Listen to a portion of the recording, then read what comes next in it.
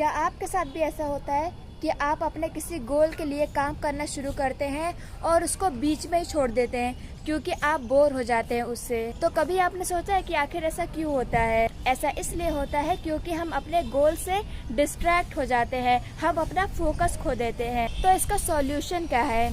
इसके सॉल्यूशन में एक हमारे पुराणों में बहुत अच्छी कथा आती है अर्जुन की, कि जब द्रोणाचार्य अर्जुन को लक्ष्य साधने के लिए कहते हैं और अर्जुन जब अपना धनुष तानते हैं तो द्रोणाचार्य उनसे पूछते हैं कि अर्जुन तुम्हें क्या दिख रहा है? तो अर्जुन बोलते हैं कि मुझे सिर्फ चिड़िया दिख रही है।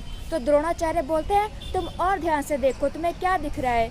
तो अर्जुन कहते हैं कि मुझे बस चिड़िया का सर दिख रहा है। तो द्रोणाचार्य कहते हैं तुम और ध्यान से देखो अर्जुन, तुम्हें क्या दिख रहा है? तो अर्जुन कहते हैं कि मुझे बस चिड़िया की आँख दिख रही है। तो द्रोणाचार्य पक्का सिर्फ आँख दिख रही है?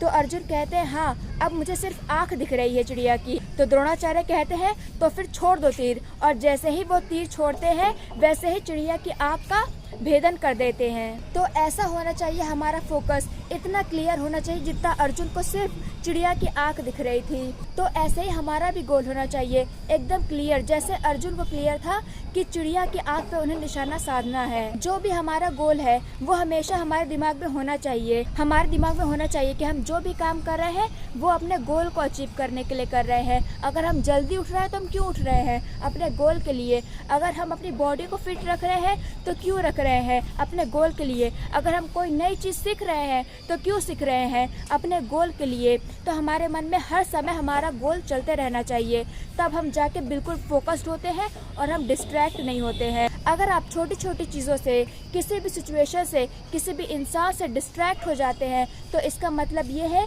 कि आपका ध्यान अपने फोकस पे नहीं है। क्योंकि जब आपका फोकस आपके गोल की तरफ होगा ना तो बाकी चीज़ें आपके लिए ब्लर हो जाएंगी।